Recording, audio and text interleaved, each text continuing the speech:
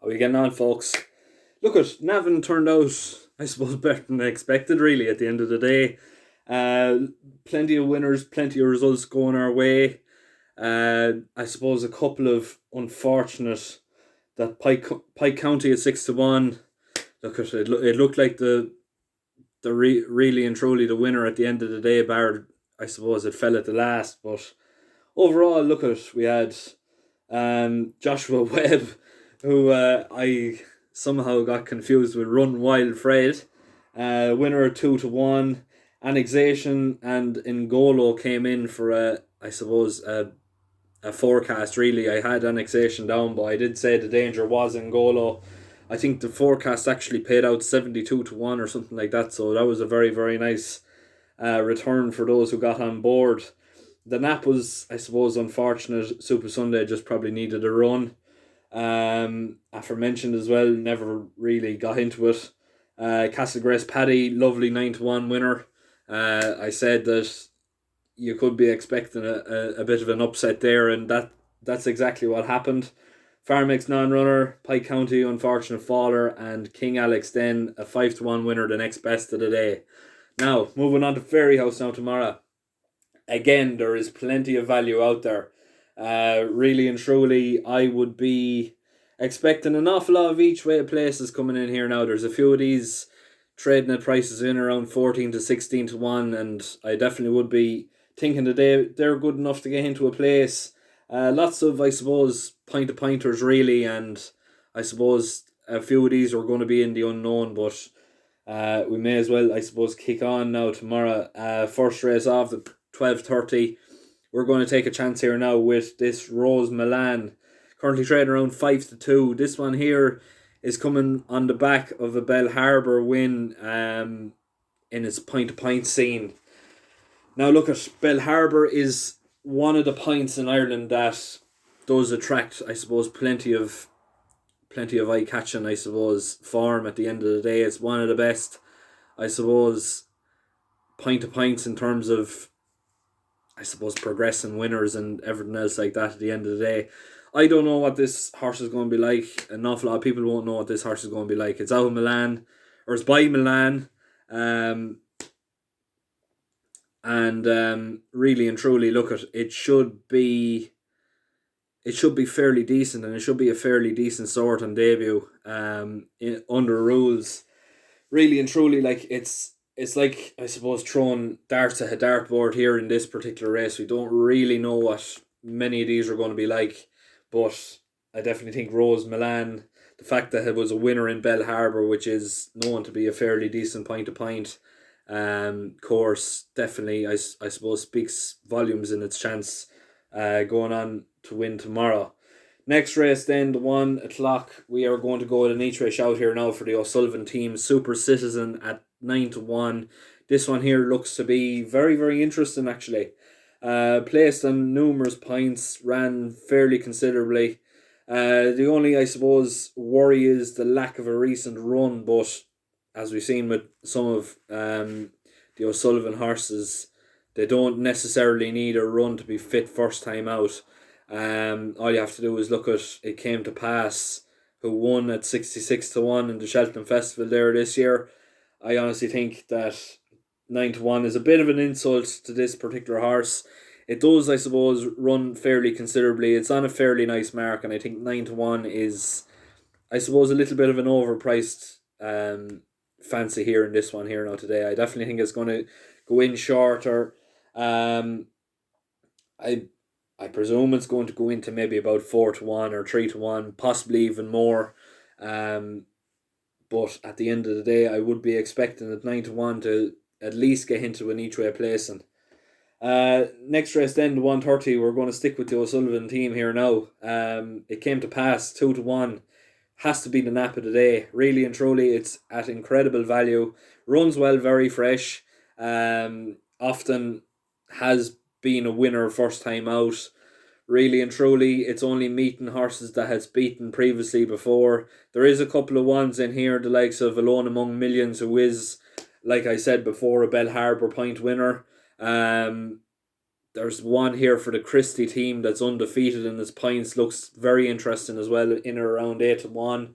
But really and truly, they will all need to be very, very, I suppose, impressive to even come close to laying it love on this. It came to pass. Billaway is, I suppose, interesting. Whether it's going to, I suppose, improve on the 10 length defeat it faced when it met. It came to pass last time out. We don't really know. I do expect it to be the main danger for it, but really and truly, it came to pass. Should win fairly comfortably in this sort of conditions here now again tomorrow. Next one then, we are going to go with the 2 o'clock chosen hour at 14-1 each way. This one here definitely looks very, very interesting here. It wasn't, I suppose, overall disgrace last time out in Tipperary, behind by the same token, I think, if I'm not mistaken, from the Ross O'Sullivan yard.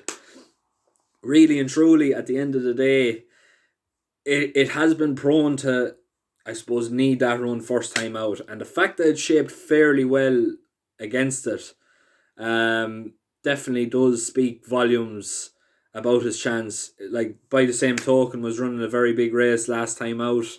When it was, I suppose, challenging Bridge Native for the lead in Down Royal. Unfortunately, look at it, it just ran out and it sent, I can't even remember who was riding it. It could have been Simon Torrance possibly, but it sent a jockey into the wings of the fence, and it didn't look a comfortable fall now, to be quite honest. But yeah, like, if producing the same form, this chosen hour at 14-1, it's massively overpriced.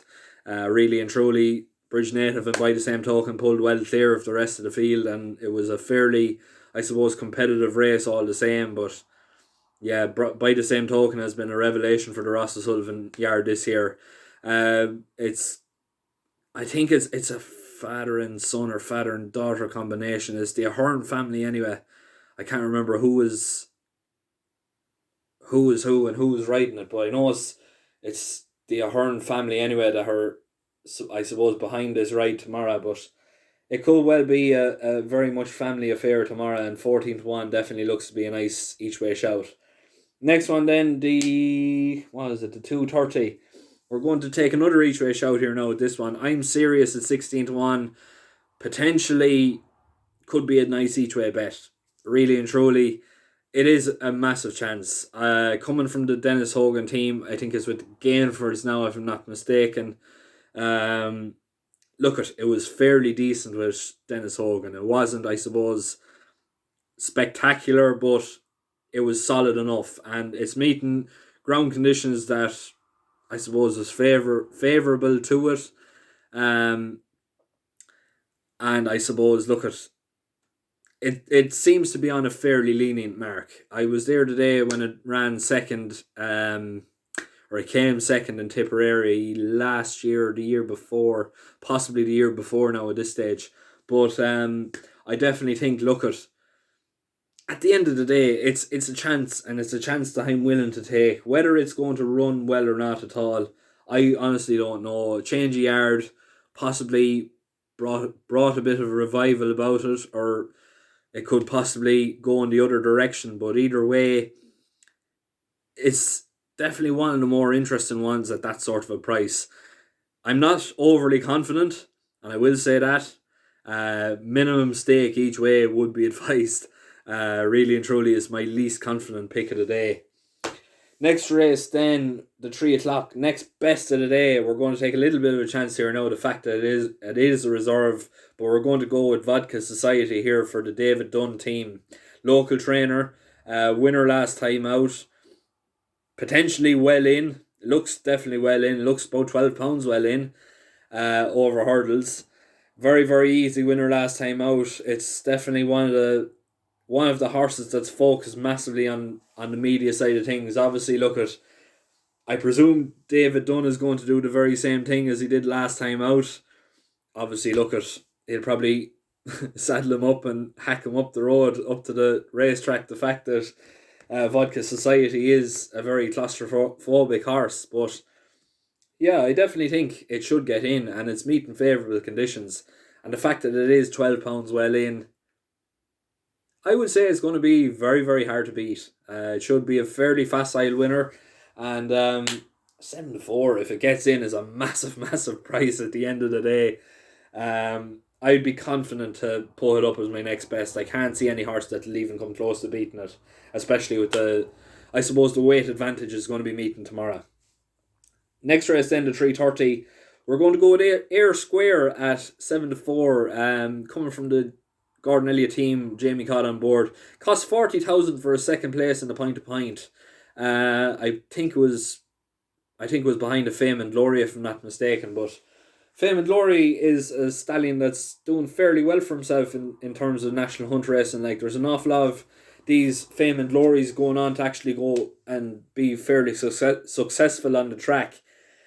Really and truly, look at it's, you are taking a chance. Like, there is no, I suppose, doubt about it. Like, you're taking 7-4 for a horse that only finished second place in his debut over points and making his debut in rules. But really and truly, if the price, I suppose, if the price tag speaks volumes for it, it should be very hard to beat. Coming from the Gordon Elliott team, Jamie Codd on board. Obviously, Jamie is possibly, well, definitely up there with the top two between himself and Patrick Mullins. But really and truly, I would be thinking that, yeah, this Air Square is definitely well capable of being up to a particular mark and being well capable of going on to win a race like this, and should be very, very hard to beat at 7-4.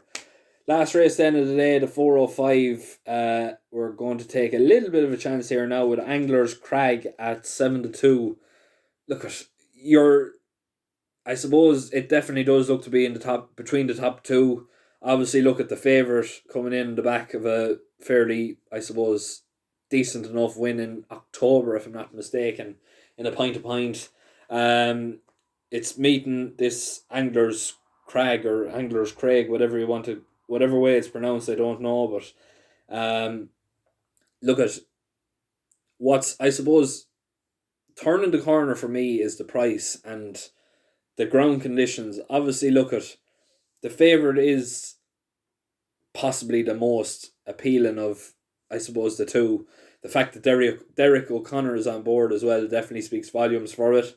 Wouldn't be surprised to see it going on to win, but in terms of value for money, I would be more inclined to go for the second favourite here, only because the fact that the favourites win, I think, it was either good to Yielding or Yielding to soft, whereas this Angler's Craig ended up winning on soft to heavy, and it won pretty convincingly. I think it won by 4 or 5 lengths. Really and truly, it should be ground conditions to favour this particular horse. It should be well capable of, I suppose, putting this sort of track into its advantage. And really and truly, 7-2 is a little bit of an overprice in my opinion. Two, I suppose, undefeated horses coming up against each other. You're nearly better off going for the value of the two. At the end of the day, it's like picking the outsider of a 3-horse race. That's the way I see it. But I'm going to leave it there. That's all I have for Fairyhouse tomorrow. Hopefully we'll be able to have a few winners with the win picks and have a few nice each way places or potential winners coming in for the each way shouts. Please make sure to keep liking, sharing, subscribing. As you all know now, I have my own website up and ready to go. I leave a link in the description below. As well as that, please make sure to keep liking, sharing, subscribing. Every subscriber that comes in, or any like, comment, whatever it is, it helps me out a lot at the end of the day. The better it does, or I suppose the more interactions we get, the better this channel does at the end of the day. And yeah, we're slowly but surely creeping into, I suppose, hope that we might be able to get to 1,000 subscribers by, we'll say, the end of the year, but we won't hold our breath. But hopefully, anyway, that's the plan. Thanks very much for, I suppose, listening in. Best of luck if you're going to be having a bet. I suppose pay heed to what I'm saying, really. At the end of the day, we don't know what these horses are going to be like, especially most of them are point-to-pointers at the end of the day. But I'm quietly confident. I'm quietly confident that I have sussed it out the best I can and made your job much easier at the end of the day. Thanks again. Please make sure to like, share, and subscribe. Check out the website, and the very best of luck for tomorrow.